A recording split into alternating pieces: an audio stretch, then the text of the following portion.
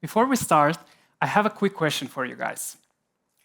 Imagine that after this event, you are going to the most expensive restaurant in the town, order the most expensive food, enjoy it, and once you're done, you don't pay for that.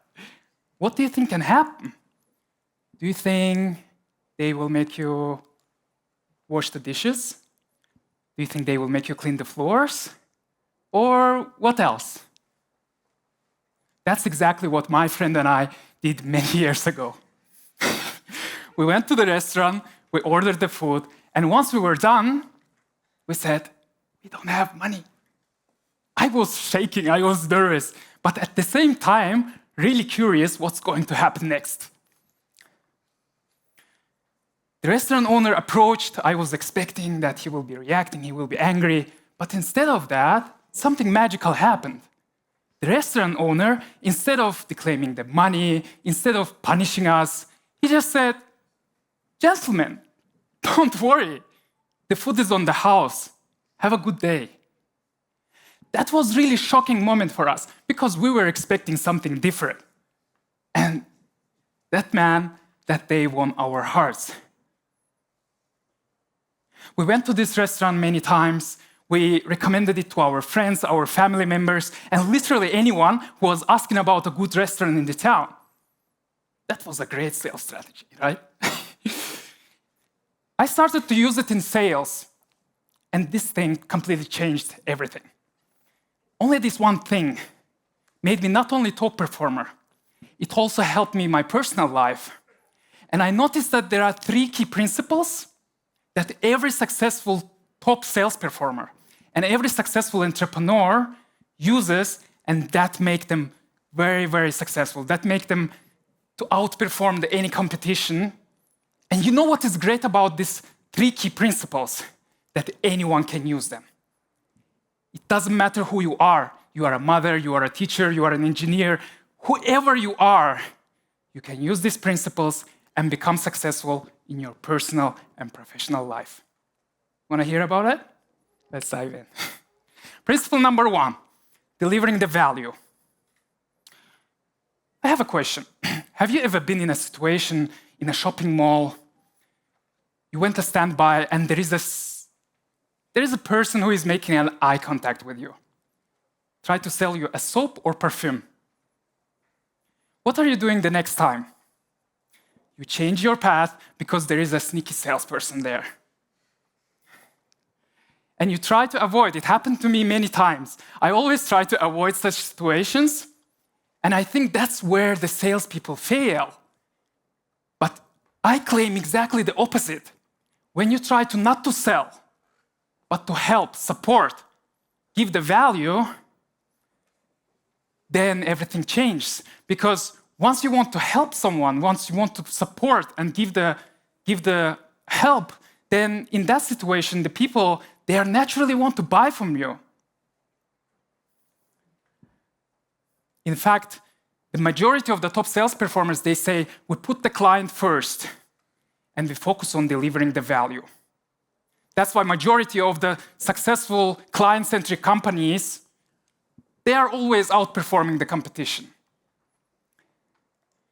You probably know the Howard Schultz, ex-CEO of the Starbucks. He was often saying that we are not in the coffee business serving the people, but we are in the people business serving the coffee. He shows how important it is to focus on the client. And once you focus on the client, change the game. Principle number 2, exceeding the expectations. Not only delivering what's required, but going above and beyond, exceeding the expectations. 2 years ago, I was traveling. I was staying in one of the hotels in Greece.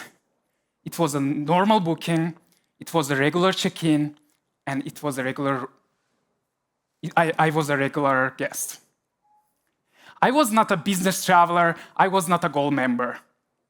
When I entered the room, I saw something on the bed. When I checked, it was a small gift with a single note. Welcome, Sabir.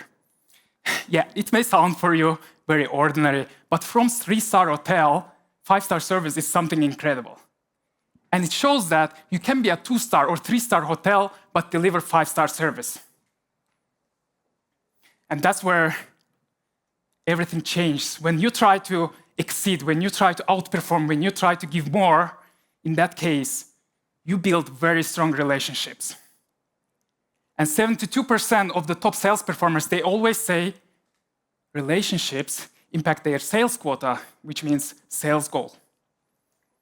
Russell Brunson is a good example. He's a very successful entrepreneur. He helped hundreds and thousands of entrepreneurs to become successful.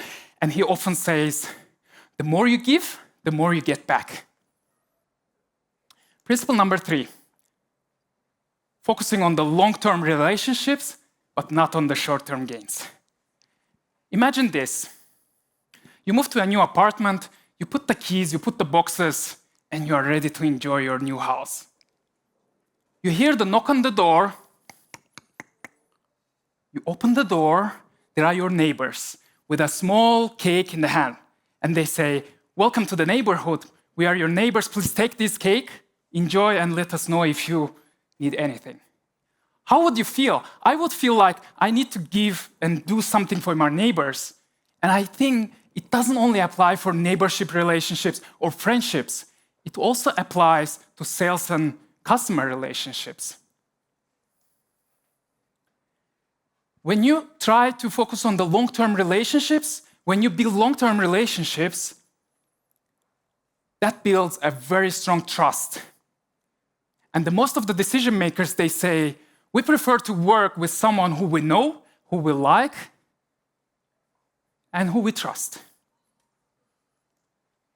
Jeff Bezos, he says, if we think long-term, we can accomplish the things that we couldn't otherwise accomplish.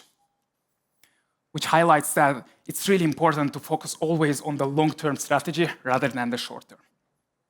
So if we just sum up, we have 3 principles here: delivering the value, exceeding the expectations, and prioritizing the long-term relationships. If we look at all these 3 principles, we can clearly see the one thing is connecting them: delivering the value over and over again.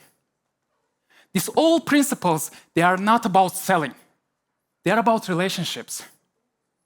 You may have a great product, you may have a great service. Someone will come and build a better one. The only competitive advantage that you have, your relationships.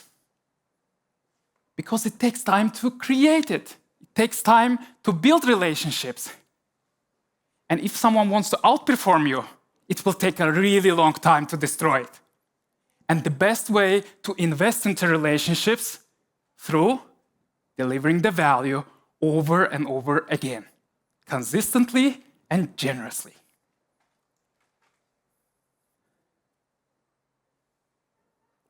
Why this happens? I was asking myself, why this actually happens?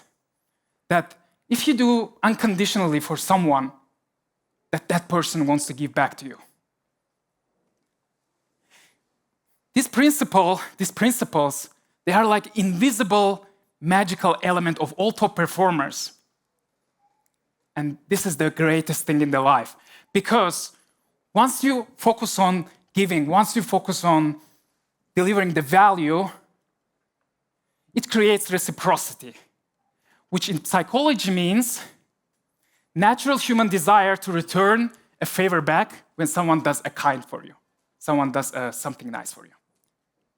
You probably remember if someone gave you to try some sweets, and you naturally wanted to buy something because that person was so kind to you. So it's because of reciprocity.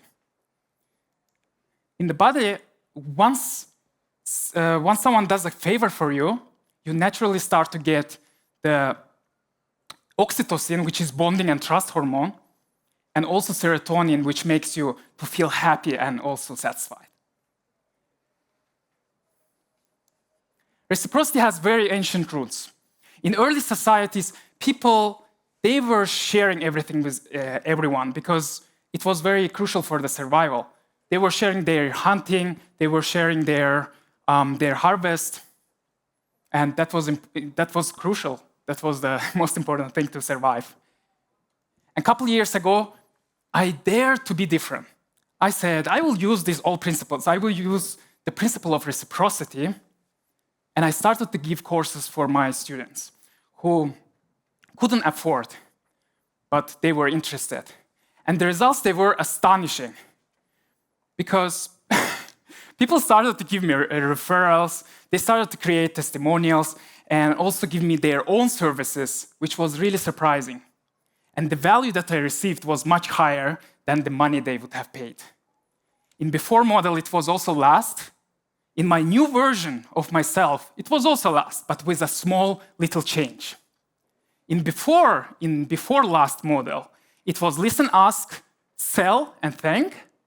In my new version, it was listen, ask, solve, and thank. One of my clients had issues, and they couldn't solve that.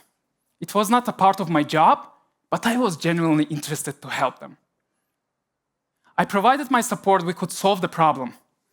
They were so happy that they put just a huge order just in one go that they usually put in a whole year. And I was really shocked because the client, they were so happy that during the year, they purchased so many times repetitively that they made over 50% of my yearly goal. Can you imagine this? Just one client. And now, what if we use all these principles that we are using in the office, what if we apply them to the community? How would the world look like in every community, every workspace, every university, every small friendship gathering? How would the world look like in terms of the humanity where the relationships are based on values? I'm talking about the value-based relationships, not transactional relationships.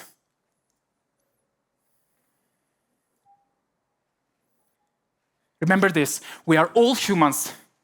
We are social animals. And my spoon is too long to feed myself. If I feed you and you feed me, and we all feed each other, we can all rise. And I leave you with a challenge today, with a small challenge. Try to deliver the value in every interaction. Every time when you are in a leadership position or in sales position or whichever position it is, always think, how can I give more than I take? These small, little, tiny changes will make huge differences and magnificent impacts. Let's create the value.